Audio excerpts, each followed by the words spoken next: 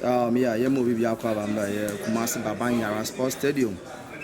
This is a clash between Asante Kotoko Sporting Club and Bekum Chelsea. And as you can see in your shot, Bekum Chelsea has started on warm up, playing away to the Poppan Warriors. Two teams in Abba Pamano so Amoya warm up. So as you can also see at the far side of the pitch, the rest, Krobia Asante Kotoko. Or center circle are both teams officials now. In the meantime, match officials also head to Queens to start their warm up. Yeah. Until Yamfa Yakunya way so now Yamfa line up on 2 million.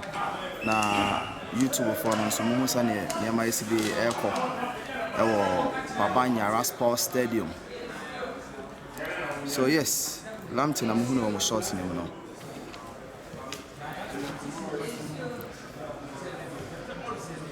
So starting from the home team, seeing our lineup next year. Once again, Frederick Asari, I'm maintaining the position as the first choice goalkeeper ahead of Danla, the captain of the side. Even though in the birthday, but he's on the bench. Then Richmond Lamptey, another captain for Asante Kotoko. Then you also have Sharif Mohammed, Justice Blay, Chief Justice.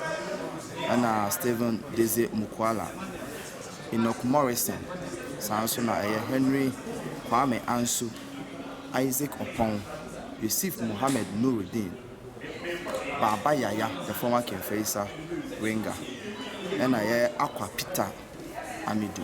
These are the first 11.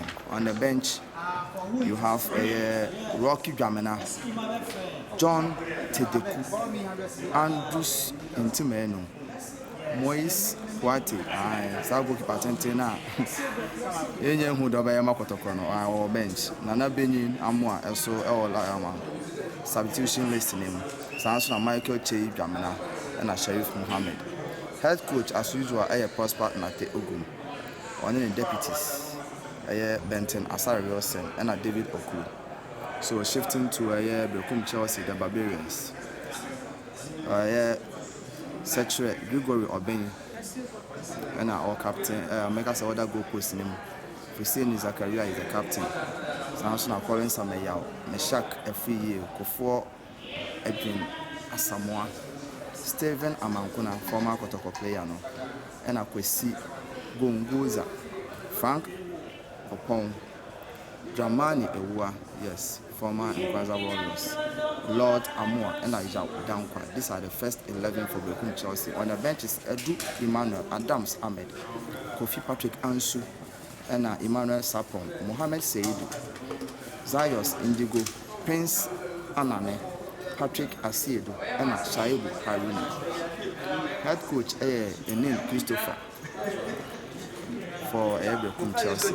So yeah, the warm-up is still ongoing now. This is what we have for you at the moment. We'll keep you updated with near my better Babanyara Sports Stadium any point in time.